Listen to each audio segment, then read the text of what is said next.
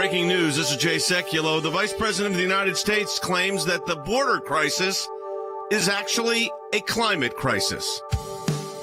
Live from Washington, D.C., Sekulow Live. We are focused on addressing both the acute factors and the root causes of migration. Phone lines are open for your questions right now.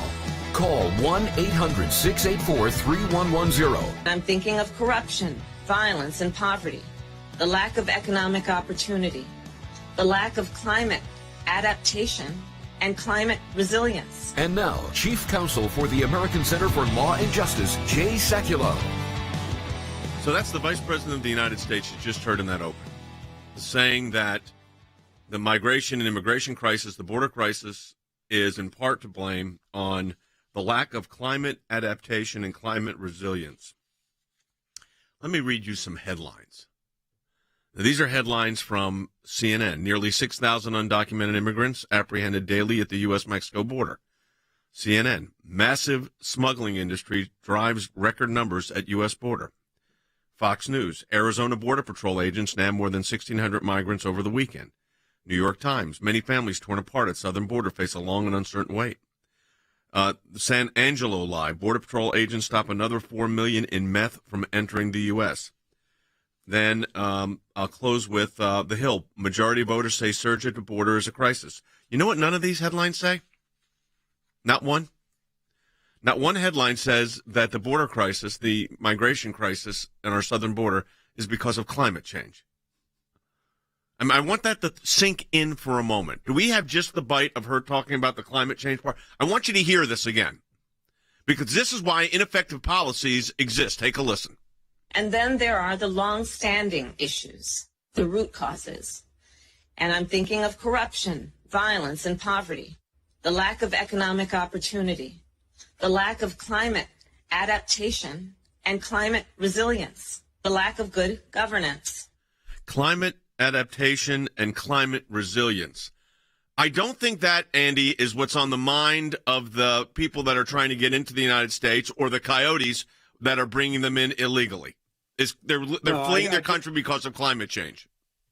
As our producer said, I don't think that the people in Guatemala or Honduras are concerned about the carbon footprint that they're leaving on the earth or that their governments are permitting to exist. Look, Jay, since the Gothic migrations of the 5th century from Central Asia into Western Europe, I have never heard a more simplistic and ridiculous statement that the change in climate has caused or is a factor driving or otherwise in migration of large groups of people as we see at the southern border. That is not a reason for it. That is a overly simplistic view, and it fails to understand that there are other factors, forced economic, but she's making it so simplistic and so ridiculous as to scarcely defy analysis. And of course, as soon as you put climate in it, and climate is one of the causes, guess who you get with that package? You get John Kerry, right, Wes? Absolutely, yeah. And this is, if it were not so serious, it would be laughable. But part of the left's modus operandi here is that they attach climate change to virtually every issue, because when they do that, it gives them permission to address every issue from their perspective, which includes, raising taxes, spending money the United States doesn't have, affecting, military policy, on and on and on. If they labeled it climate change, they have a blank check to do whatever they want to do in their mind. Okay, we've got, by the way, there are 2 bills in Congress that we're working on. Than, really quick, we only got 40 seconds here. Rick Grenell's joining us, by the way, our special senior advisor in the next segment. But, Than, really quick. Yeah, plenty of opportunities for bipartisan engagement here. Stopping child trafficking, a bill by Marsha Blackburn. Yvette Harrell's got one in the House that would put COVID protocols in place. And then, by the way, Jay, bipartisan proposals in the Senate that could move, too, if any Democrats were willing to work on it. Well, we'll find out soon enough. We are fighting back, and that's why we're working on legislation, because climate change is not the answer to the migration border crisis on our southern border. Folks, Rick Grenell joining us next. We've got a lot to talk about. Share this feed with your friend and support the work of the ACLJ, aclj.org. Back with more in just a moment.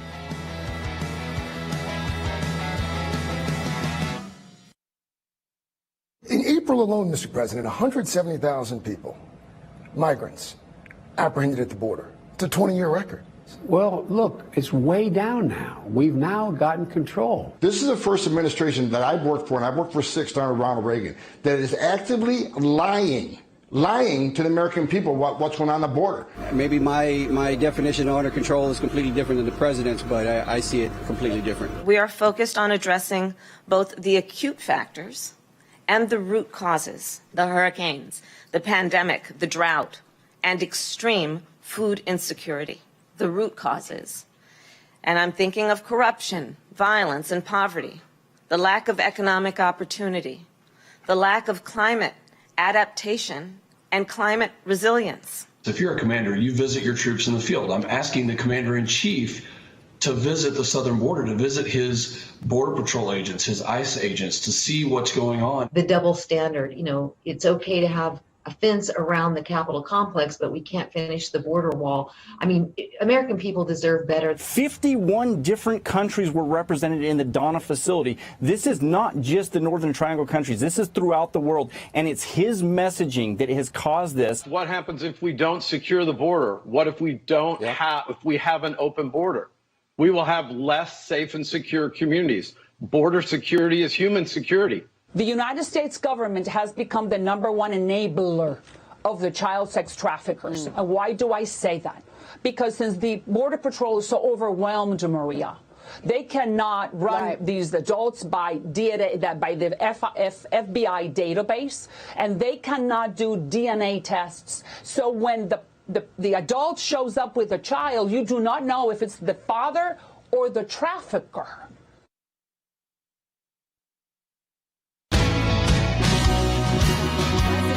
Competing statements, but now through Cheney and Leader McCarthy, her spokesperson in a statement. Thing going on there. Okay, I think we fixed that. A little side audio for you. I do want to play, though. I want to get our team to pull the bite about we don't know if it's the father or the smuggler when they're crossing the border. Rick Grenell is a senior advisor to the ACLJ on international security and, of course, domestic issues as well.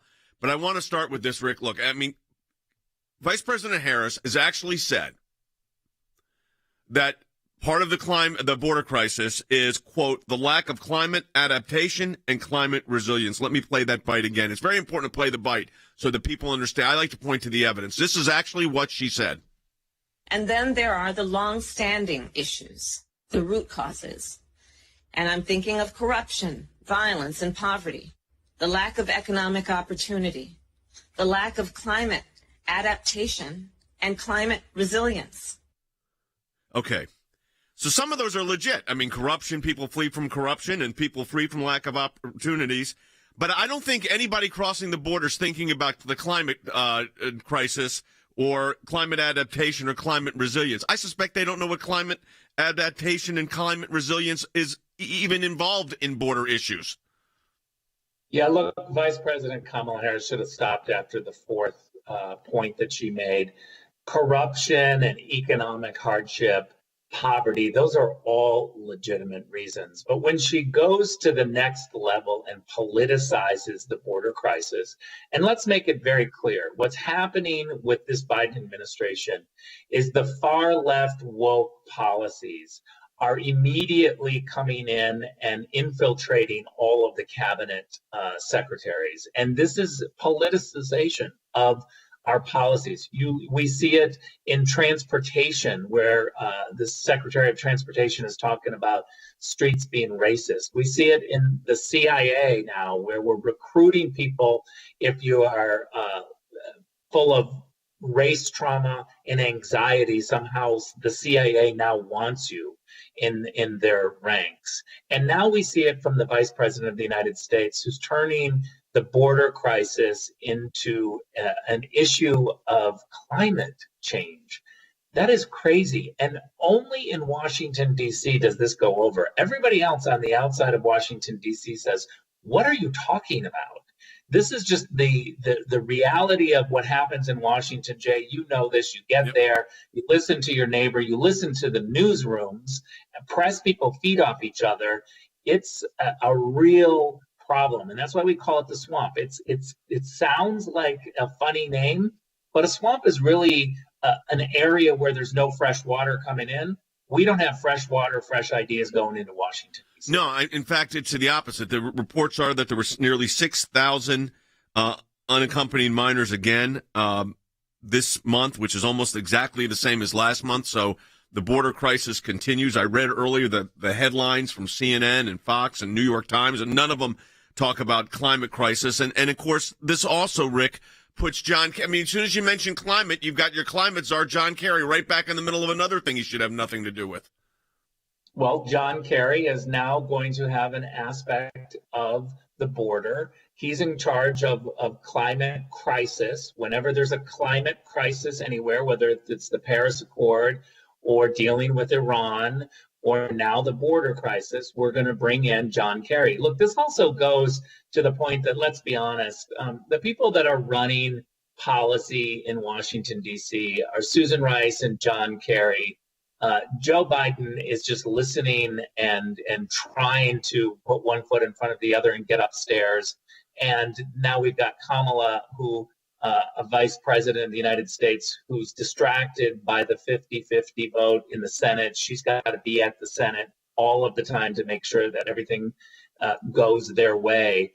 And so the policies that are being developed are from Susan Rice and John Kerry. Remember, Susan Rice is in charge of domestic policy, and somehow the border crisis is now a climate crisis, and we're bleeding into domestic and foreign policy as all one. Let me go to Fan Bennett, our Director of Government Affairs, because just following up what Rick says, we actually have some concrete solutions to this border situation legislatively that we're working on, Fan, and you only got 30 seconds last time. Let's go ahead and lay out what the two plans are, especially when it comes to this, 6,000 unaccompanied minors. You don't know if the person bringing them in that are accompanied are their parent or whether they're a smuggler coyote. You don't know. But let's talk about the legislative fixes that could get done if Washington would concentrate. Yeah, and the first legislative fix, Jay, is directly to that issue that you and Rick just talked about. I mean, it's one that ought to have automatic support from Republicans, Democrats, and independents alike. It's called the End Child Trafficking Now Act, introduced by Senator Marsha Blackburn. I mean, Jay, think about how common sense this is. If you get a minor that comes to the border and they're with an adult, you need to make sure that that adult actually is their family member, is their guardian, and simple not DNA a trafficker. test is all you need. Very simple. It takes minutes. Minutes is all it takes. Jay, there is not a single Democrat that has co-sponsored that piece of legislation. It ought to pass tomorrow in the United States Senate. Then in the House of Representatives, Jay, there's a piece of legislation equally as common sense. It's put forward by Yvette Harrell that just says the COVID protocols that were put forward by the Trump administration, basically the same ones that apply at any airport that you go through, those are going to be applied at the border as well. Those have been suspended by the Biden administration, and Nancy Pelosi is blocking it in the House. And Jay, if I could, maybe I'd tack on just another one real quick. John Cornyn and Kirsten Sinema, bipartisan bill in the United States Senate. Probably a lot of things in there that there's disagreement on, but some things ought to be easy, Jay, like making sure someone who claims that they are seeking asylum actually have credible fear. Maybe that they haven't passed through more than one country and didn't claim asylum in those countries as they passed. That should pass. You're 100% correct. But here's the problem. I'm going to go back to Rick on this. According to the vice president's theory now, I guess a basis for asylum could be, which is not in the international law, by the way, the lack of climate adaptation or climate resilience of their country of origin. Look, let's be very clear about this. We are treating those people who wait in line, who come to the State Department and try to get a visa or try to get a green card. We're treating that group that follows the law, that waits in line, differently than those who are jumping the line and breaking the law. Because the reality is that if you approach the State Department and you say, I have a child that is born overseas, but it's my child and I want this child to become a U.S. citizen, the State Department does DNA testing to make sure that that person is actually who they say they are. We are already doing this for those who follow the rules, Why aren't we doing this for those who are breaking the law? You know, and let's talk about breaking the law. I want to go to Andy on this, and that is, we know you and I have had experience in these kind of cases. I argued one at the Georgia Supreme Court involving, of course, anytime you got child pornography or child trafficking, these are big issues. But this is the problem. When you don't, Andy, have a check in place, when you don't have a system in place, when your priority on the border is worrying about climate adaptation and climate resilience instead of unaccompanied minors or minors coming over with coyotes that are going to put them into sex trafficking, you refuse to identify the problem, you don't win the case. That's absolutely correct, Jay. What we have here is creating an atmosphere where coyotes are bringing in children, they're bringing in drugs, they're bringing in the products of cartel action in narcotics and illegal drugs across the border, and we have no check on that because we're being diverted and being told that one of the reasons for the migration is that there is climate failures on the part of the governments of the countries from which they're fleeing, instead of concentrating on the law and seeing what is actually happening and the volume of drugs that is pouring in, not just on the southwestern border, Jay, but in all throughout the United States, in the southeast, in the middle of the country, and so forth, and that's spreading throughout. So this is not just a southeastern origin problem. It is one that pervades the nation as a whole because of what is being stated is a climate motivation for the movement. That's ridiculous. Rick, I've never heard of anything so foolish. Rick, we got a minute here, but you're going to stay with us for the next segment, which we appreciate. We've got to get some concrete solutions to this, because it's affecting economies and it's affecting people, and it affects these kids. I know we only got a minute here. Give us a kind of an overview of what you think needs to happen. Look, first of all, I want our listeners to understand that the American people are the most generous people in the world. 1 million people a year become U.S. citizens. We welcome those people. But 100 million people want to come in. We have to have rules. The solution is follow the law, follow the rules, don't jump the line, don't be a cheater. That's really what we already have, a great system in place. Follow the rules. Follow the rules is right, and then there's ways to improve that as well. And then for legitimate asylum seekers, we should be able to process those in an appropriate way. That would be the goal here.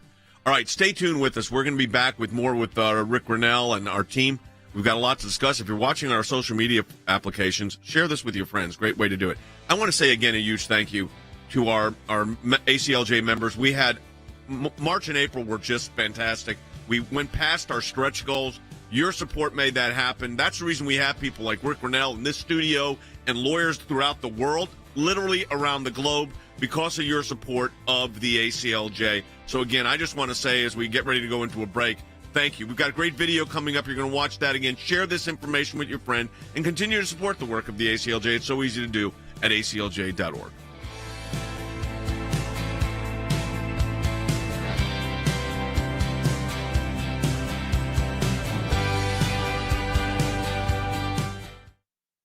Over 15,000 unaccompanied minors now in U.S. custody, 5,000 of them with Border Patrol. Immigration authorities still struggling to find places to hold them. To have 460% spike in illegal apprehensions, over 100,000 people in custody, 13,000 migrant children. This is a historic record. It went from a non-crisis to a crisis because of Joe Biden's words and policies of his administration. Criminal organizations that are trafficking women, children, families, single adults, the drugs, everything that goes together.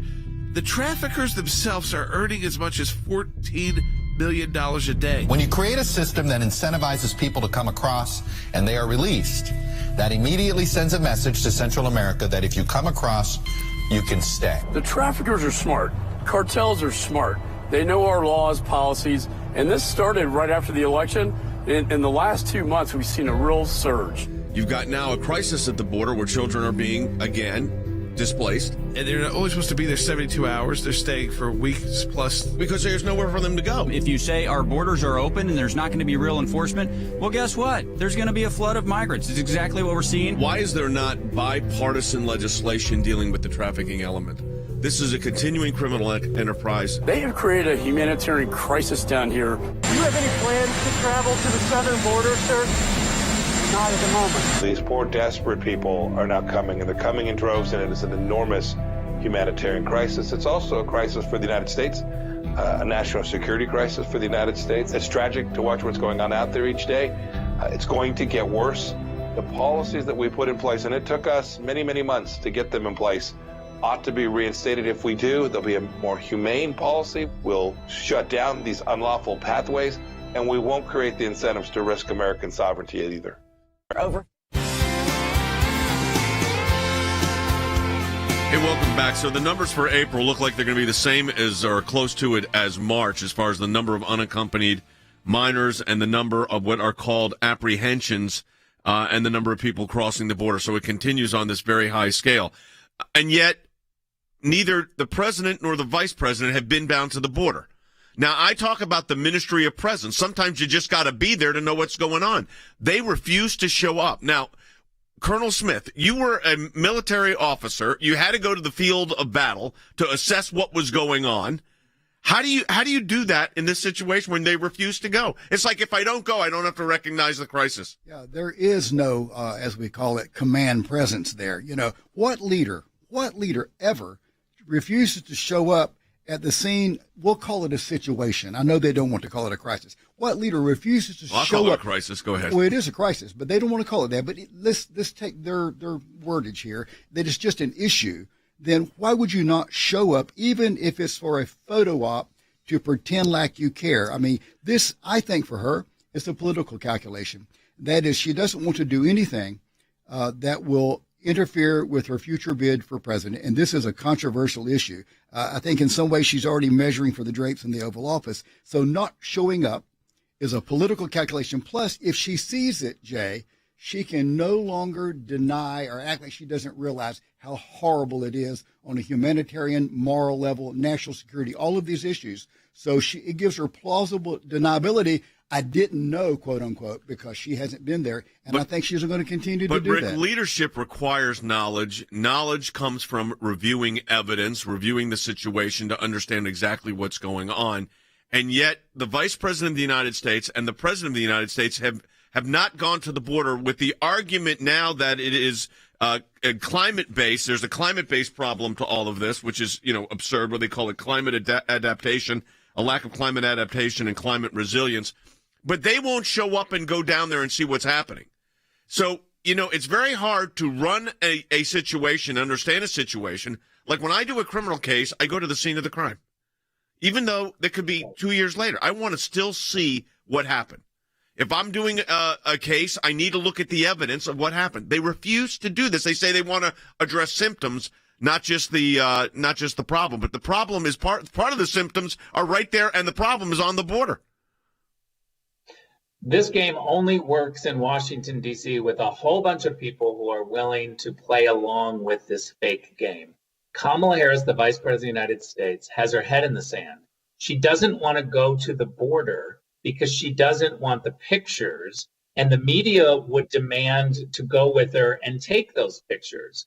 And so instead of being caught in a crisis where there's pictures of her looking at a crisis at the border, she's just saying, I'm not going to go because she doesn't want that lingering image.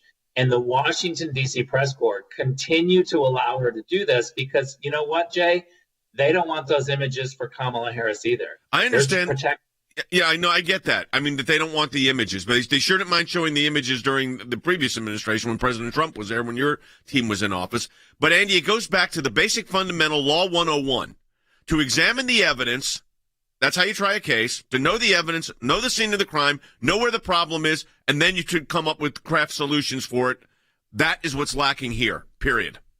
That's exactly true, Jay. I prosecuted a lot of murder cases as an assistant district attorney. There was never one in which I did not myself go to the scene of the crime, or if it was a kidnapping, to the scene of the kidnapping, to look at the area, to check the hotel room if that's where the murder occurred, or the street if that's where the shooting occurred, to look at the lay of the land, to find out if there were witnesses around there, and to actually see the topography of what is happening. I think it is unpardonable for that not to have happened. And the reason is that seeing is knowing, and knowing then you have guilty knowledge and you can't deny it. And Kamala Harris wants to deny that that, as does President Biden. So they simply stay away from seeing what is happening in this crisis proportioned area. And that is exactly what you don't do as a criminal prosecutor and what you don't do as a leader.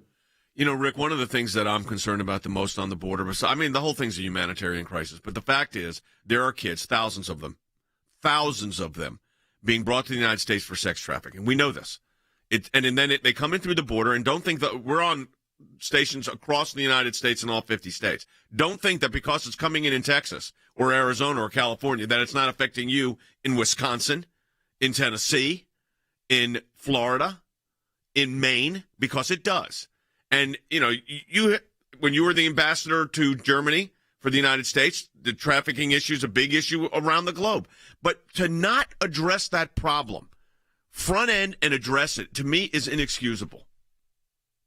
Look, what the lessons we learned from Germany and Europe and Chancellor Merkel's mistakes were just having a porous border. I mean, let's face it, a porous border in Europe, the words of Chancellor Merkel welcoming migrants from across the Arab world is what created Brexit. It's when the British stood up and said, we can't be a part of this system because it's a porous border.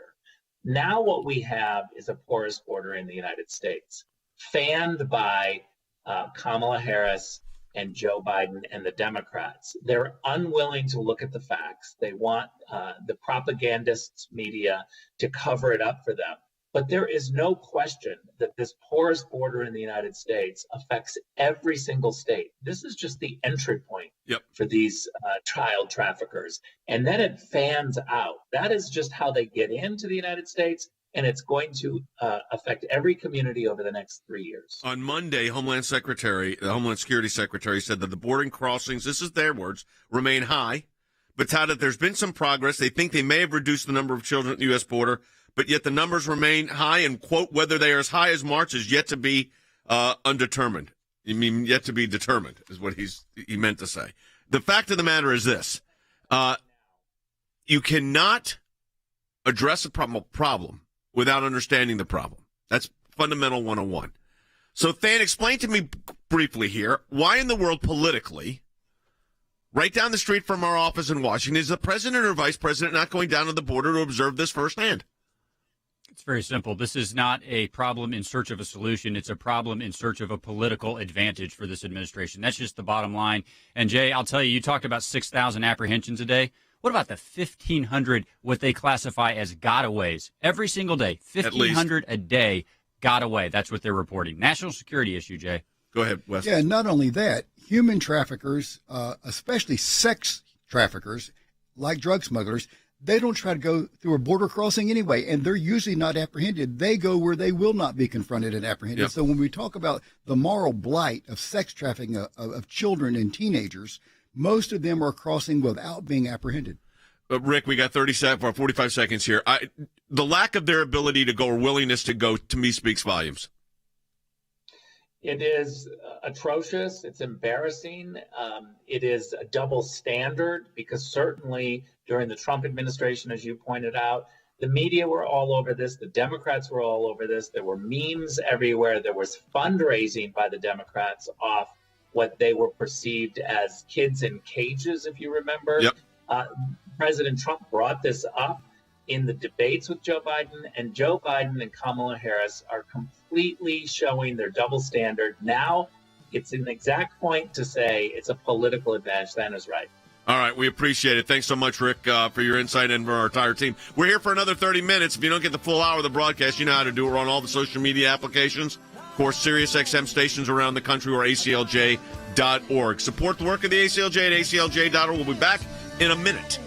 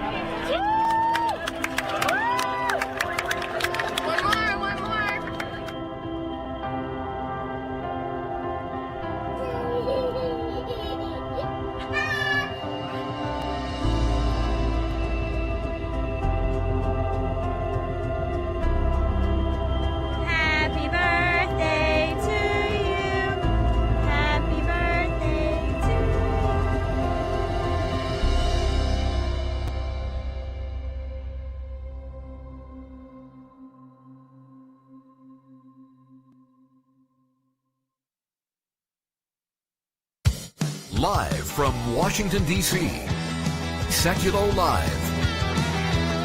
And now, Chief Counsel for the American Center for Law and Justice, Jay Sekulow. Hey everybody, welcome back to the broadcast. If you're just joining us, this is unbelievable, actually. We've got a crisis at the border. Now, there's a lot of reasons for that crisis, but let me tell you what Vice President Harris says now the reason is. I'm going to play this for you in a moment, but I'm going to read it first.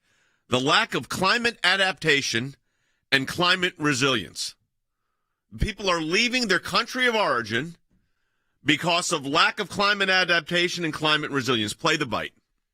And then there are the long-standing issues, the root causes. And I'm thinking of corruption, violence, and poverty, the lack of economic opportunity, the lack of climate adaptation and climate resilience. Putting the smugglers aside, the human traffickers aside, the people that are trying to get here, even if it's through illegal means, that are trying to flee their countries because of corruption, violence, and poverty, lack of economic opportunity, that makes sense. Harry Hutchinson's our director of policy. Do you think they're on their mind is the lack of climate adaptation and climate resilience? No. But let's go with Kamala Harris's analysis for the moment.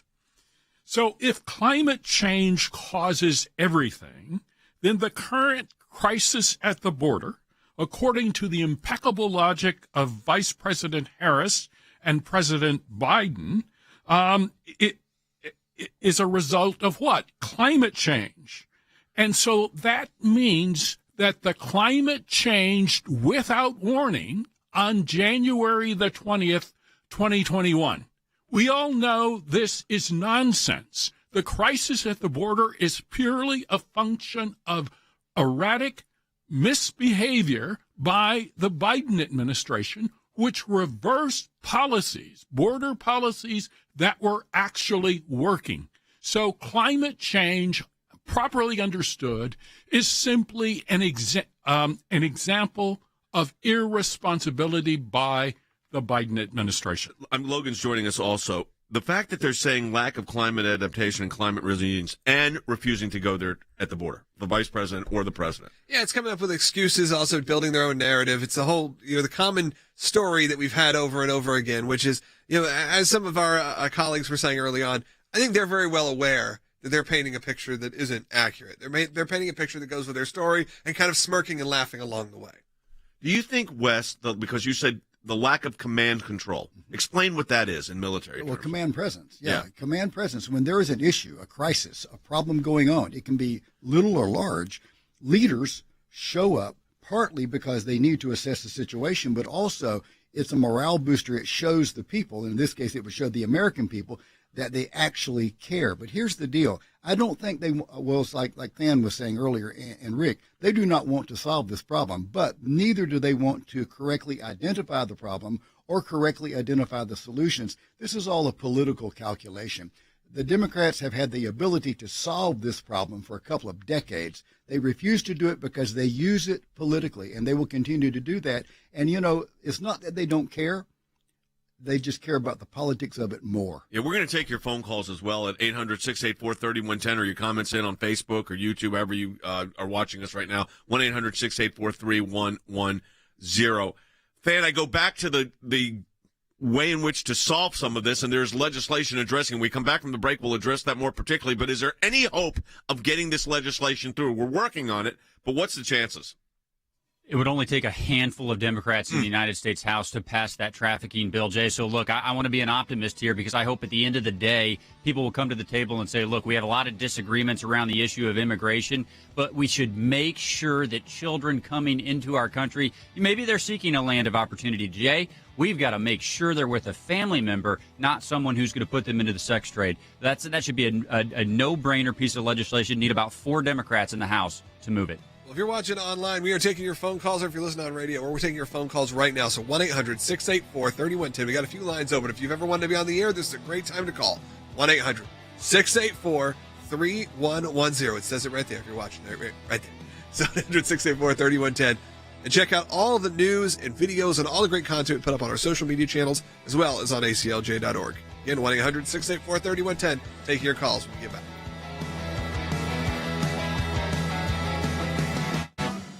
Because of your support, because of the support of every member of the ACLJ, one of the practice areas that we've been able to develop is Freedom of Information Act requests, or FOIA requests. It's thousands of pages of paper, and in those thousands of pages of paper, you usually find a nugget. The goal here is to gather the puzzle pieces. Sometimes you don't know which ones will be important until they become important. Government agencies acting out of control. We have exposed that in our FOIA litigation, and we do that every day that we bring these cases. It is your statutory right as an American citizen to have access to documents that reveal how the government is functioning, how your government is functioning. Do you remember the Iran deal? There was a video about what took place on that deal, and it was edited. And the edit took out the key part of what was going on. State Department, White House, editing videos to keep it from the American public. How do we know? Because our FOIA litigation got that document. We took it to the IRS. No one ever does that. And because of it, it's a very weak government agency that used to be the scary government agency. What the IRS was doing was violating the Constitution and statutory law. Because of the litigation we engaged in, it's a different agency. They can't do what they were doing before. And they've been hiding behind in the shadows. These FOIAs bring them to light. All of this information came because we went to court to get the information. Many times when we make these requests, the requests actually end up in court as the bureaucracy fights back to withhold the information. But that's okay, because the law is on our side. We are entitled to the information that is in these requests that we have made. We've got the declassified list of Obama administration officials who started asking to unmask. We have caught them now. They have no one in there to protect them anymore. They were used to the bureaucracy protecting them. Those of you that support the ACLJ, this is what it's all about at the end of the day. Think we haven't been on this, folks? We've been on it.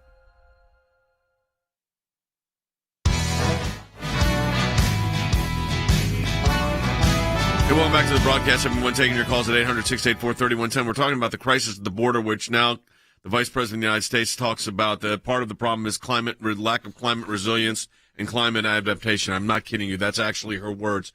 But, they're getting pressed. The administration is getting pressed, even from sources that you wouldn't necessarily expect. Craig Melvin on the Today Show at NBC. Take a listen to this. But in April alone, Mr. President, 170,000 people, migrants, apprehended at the border. It's a 20-year record.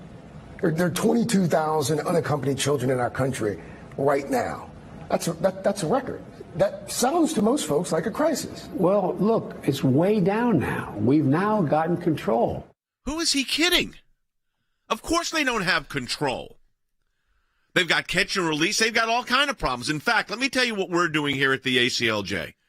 We filed a notice with the Customs and Border Protection, Homeland Security, United States Immigration and Customs Enforcement, and United States Citizen and Immigration Service for information. The request seeks, and I'm reading from it right now, any and all records regarding the Secretary of Homeland Security, his aides, staff, agents, representatives, pertaining to the administration's insistence that the present migration surge at the southern border is a challenge and not a crisis. In other words, what emails determined to use that kind of language?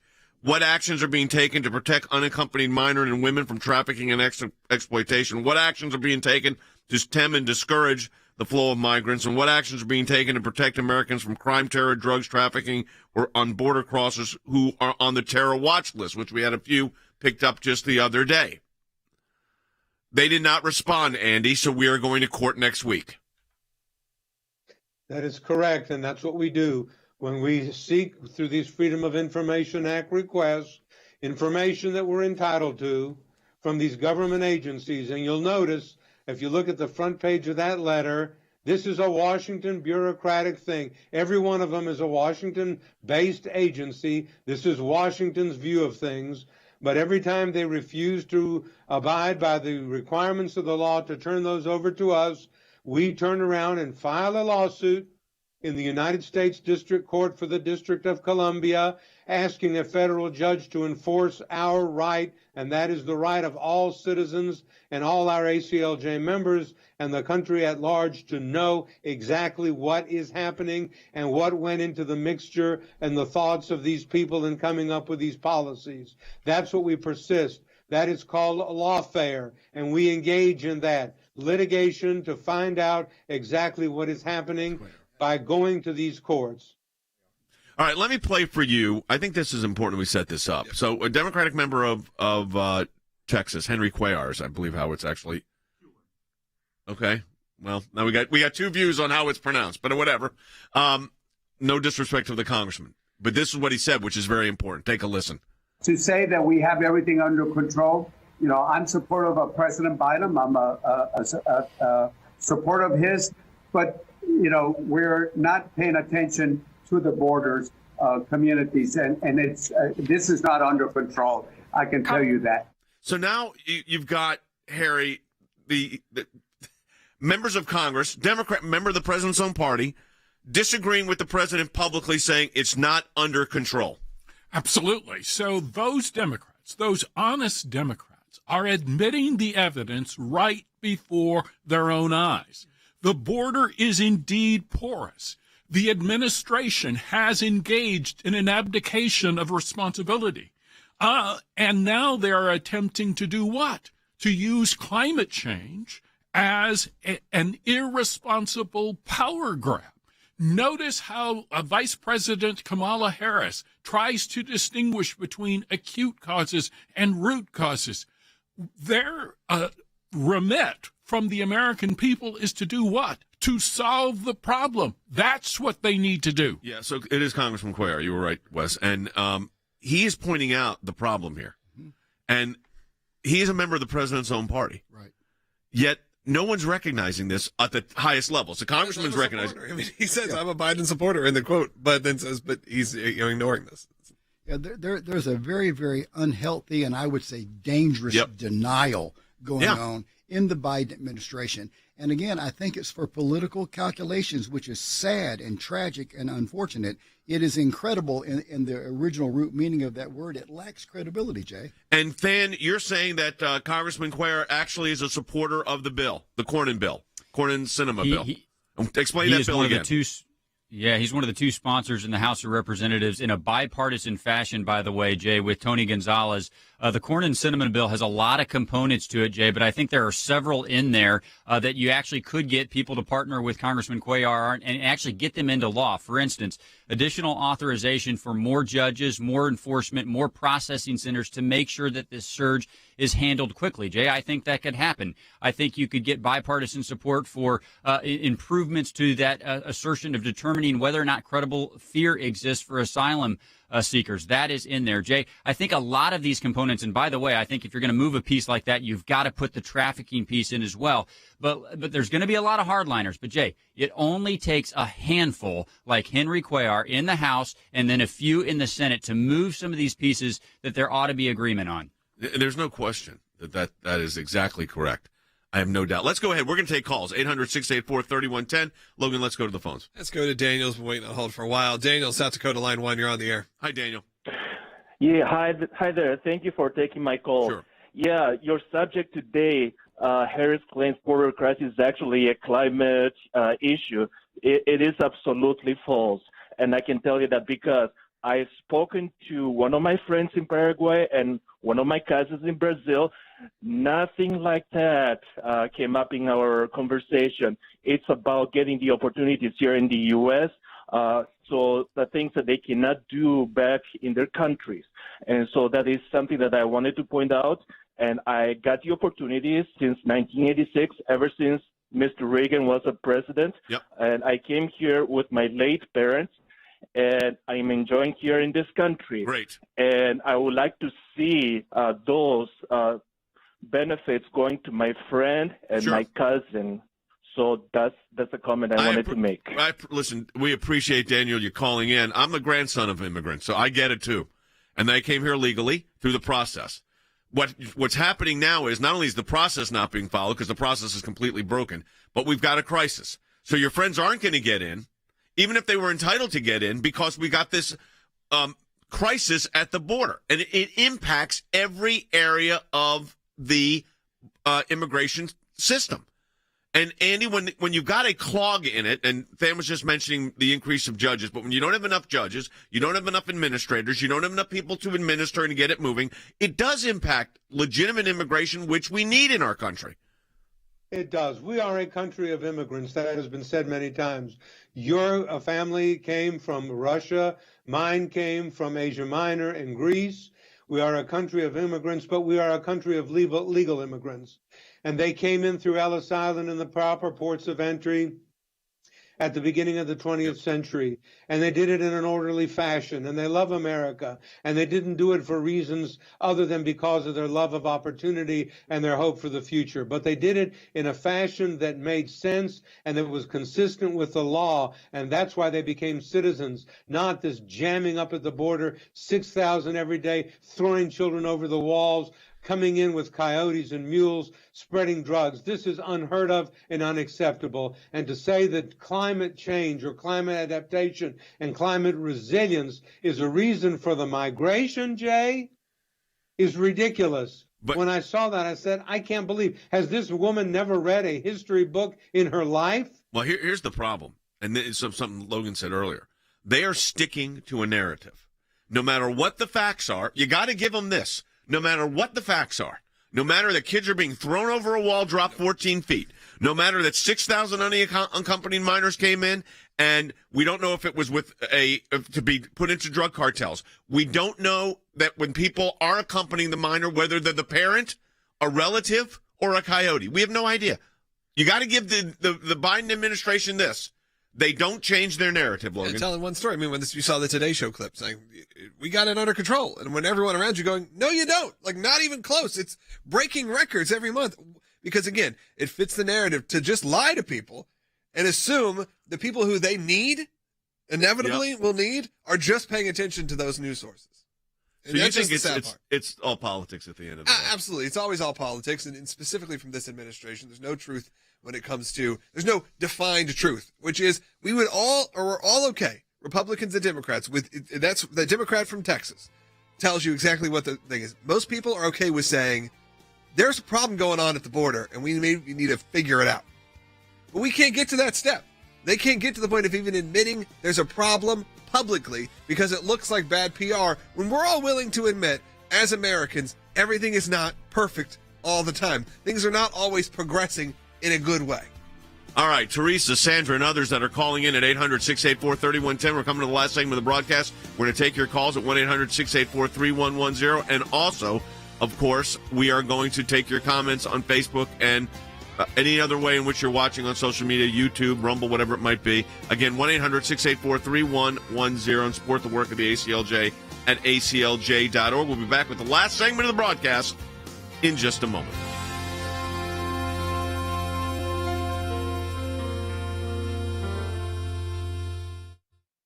Illegal immigrants have admitted on camera they came over because of Biden's open doors policies. And some have even worn T-shirts that said, "Let us in." But White House officials are refusing to accept any responsibility for creating the crisis. Private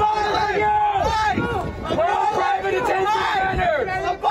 Close private detention centers now, please! I agree with you. I'm working on them, man. Give me another 5 days. What the Biden administration would want you to believe is that they inherited a broken system, but now they are going back to the system under the Obama administration where catch and release is prevalent. Candidly, he doesn't care about the border, and they do not want to resolve the challenges that we have on the border. But I will tell you this, the first 100 days of the Biden administration, they've been great for the cartels, for the gangs, for the human traffickers who have been exploiting the border. 90 people were found in a Houston home, looked like any home in any idyllic neighborhood in this country.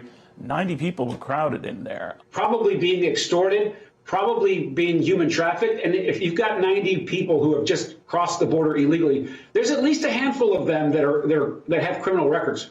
And so it's an unsafe and unsanitary condition for those individual migrants to be in, but it's also a danger to that community. And it's an example of what happens when we don't have sufficient resources and control at the border. This was a smuggling vessel. Smugglers don't care about the people they're exploiting. All they care about is profit. 3 people were killed when a boat capsized as dozens of migrants from Mexico and Central America were being smuggled into this country. Federal authorities tell me they've been seeing more and more migrants trying to come into the country by sea. They say apprehensions rose in 2020 by 92%. It doesn't matter what type of messaging that the Biden administration wants to say to the American people. The facts on the ground matter. and they're telling the truth. Right. And that is that border continues to be open because of the policies that have been put in place.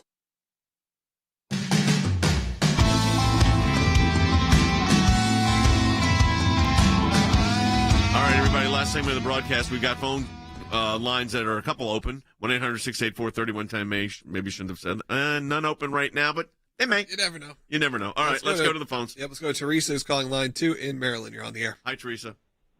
Hi, thank you very much, guys, for everything. I just want to say it is time for us to fight back and fight back hard. I live in Montgomery County, Maryland. Yep. Several years ago, before Biden and his administration and several other things, we had a huge problem in Montgomery County with illegal immigrants. You know, the crime rate had went up so high. They had homelessness, a lot of drug problems. We have fought real hard. And I just heard today, and I couldn't believe it, but I heard today they want to send 125 more immigrants to Montgomery County, Maryland. It is time for us to write to our congressmen, our senators, our county councils, whoever. I'm in Montgomery County. We're hardly open here, and you want to send 120 that's the problem, immigrants, too. Illegal immigrants? You know, you're right. You're right. Yeah, I mean, because I was just talking with some friends of mine in Washington. It's still barely open, not really open, and you don't have the infrastructure to handle this. But this is what happens, Fan, when you don't have control. But Teresa said, we call our congressmen, call the senators. We've got 2 bills we're looking at particularly. 3, really. Yeah, you've made this point many times before, Jay, but it's not like the folks that end up here illegally stay by the border. They end up in all of our communities, and the legitimate asylum seekers that are seeking slots these people get the slots instead. Jay, I would tell Teresa and the other people listening, start by signing our petition at aclj.org. We are using that petition to call for the passage of the bills we've talked about today. One addresses trafficking, one addresses resources down at the border, one addresses COVID protocols at the border. Jay, if you sign that petition, we will use your name on both the House and the Senate side to try to get some of these moving. Yeah, absolutely. That's a call to action for everybody that's listening to this broadcast. All right, Logan, next. All right, continuing on. Sandra in Ohio, line 4. You're up. Hi, Sandra. Hi, how are you? You know, I just have a comment to make. You know, I listen to your program every day, and I really appreciate the way you bring the issues to light. But, you know, one comment that I have to make is I'm a senior citizen, but when are we going to start taking care of our own children? We've got children that are starving to death in the U.S. We've got children that don't have homes. We've got children that don't have food, that don't have clothes. We've got senior citizens that can't get medical care. You're right. It's a question of priorities, but in this particular case, the border crisis, which does impact every area, Harry, that Sandra just mentioned. Absolutely. Because it puts a strain on resources. And it's far from clear that the politicians in Washington actually care about the kids at the border or the kids that are in Ohio or elsewhere that are struggling. I think this is one of the fundamental problems in the United States. We fail to put our own interests first. Instead, we're putting the interest of globalists first. And one of the best ways of understanding that is to look at Kamala Harris's speech where she elevated climate change to the source of all evil and the source of all of mankind's problems. We have had sex trafficking in the world for time immemorial. And so the sex traffickers, they're not saying, oh, the climate has changed. Let us go to the United States. Right. This is unintelligent policy. Yep. All right, let's continue on. Lori on line 6. You're on the air, Lori. Welcome. Hi, Lori. Good afternoon, gentlemen. Hi. I'm a volunteer at a local human trafficking drop-in center in southeastern Michigan. Yep. And I think it's outrageous that this administration, I agree with the colonel that this is a dangerous denial of what's happening because we are seeing such an influx. People in the country need to be aware that it's not just the southern border crisis. No, it's not. They traffic these victims up through the northern states, and then we're Michigan, so we have, the bridges to Canada. So it's not just the human trafficking that's an issue because no, but you make a really important point, Laurie, and Andy. This is something you and I have focused on in our legal work, and that is that the corridors of the major thoroughfares. That's what you have to look at. You look at I-85, I-95. You look at 20, 10, the ones that go cross-country. Once they get in, they hit the major thoroughfares, then the legal arms of those jurisdictions throughout the country have to get engaged. And by the way, that takes resources too. That's exactly correct. And social Jay, services. Particularly my experience has been the corridor of I-95, which runs along the East Coast from Miami to Maine. And this is a corridor for the exploitation of children, of adults, for the dissemination of drugs, narcotics, and dangerous substances, and 85 as well that goes through Atlanta and so forth, 75 that goes through Chicago. These are all arteries. They're like blood vessels. And they're used by the traffickers, the coyotes, and the mules to disseminate children, adults, and drugs throughout the country as they come in the nation, not only from the Southwest, but throughout. And these are the things that the Biden administration is not focusing on at all. Instead, we have this ridiculous statement that climate is a factor in migration, that climate adaptation and whatever climate resilience, whatever that stupid term means, is a factor in migration. It has never been so in history. It is not now. It's absurd. Wes? I'm a priest, but even taking that aside, as a human being, what human being could look at this and not be moved and say, we've got to fix it? Take national security out of it. Take economics out of it. Take even drug cartels out of it. Just the sex trafficking alone should move the American people to demand the administration stop this. All right, let's try to get another call in. Okay, let's go to Annie in New York on line 3. Welcome. Hi, Annie. Hi. This is the first time I've heard your program, and I'm glad I found you. Well, great. The Biden administration, to me, my opinion, nuts. The border control and the southern border, I believe President Trump had a handle on it. Not everything was perfect, but he had a handle on it. And he was following through with a lot of what he promised. You know, it's interesting. It's interesting that you say that because President Biden had said that he was going to formally raise the national cap on refugee admissions to 62,500. Then he came back and said, but they had said that because of the situation, that Trump's cap of 15,000 refugees this year remains justified. This is the Biden administration. By humanitarian concerns and is otherwise in the national interest. So Biden indicated he was keeping it. Then the left went crazy, and of course they raised it. So yes, it's playing politics with the border. That is, to me, the biggest concern that we have. But I quickly want to go back to Than because I want to offer hope here. And that is the pieces of legislation. What do the American people need to do to get this moving? We've got a petition, I'm sure, up on this issue. What should we be doing? Well, they should sign that petition. They should also talk to their member of Congress, both the House and the Senate. Jay, I really do think the very first piece should be that bill by Senator Blackburn that simply says if a child comes to the border trying to enter the United States, we're going to make sure that child is with a family member, not a trafficker or a smuggler. Jay, there shouldn't be a member of Congress that opposes that bill. No, I think you're 100% correct. I mean, I'm going to go quickly to Harry here. We're running out of time. But, Harry, that's a simple policy that should just be easy to put in place. Absolutely. And there is so much low-hanging fruit out there. Yes. And I hope the Biden administration starts to grab some of it. We've got about 75,000 signatures on that petition. It needs to be in the hundreds of thousands, folks, to get attention. We're working it. We need your help. Go to ACLJ.org. Sign that petition. Very important that you do that. We'll be back with you tomorrow. Again, great talking to you today.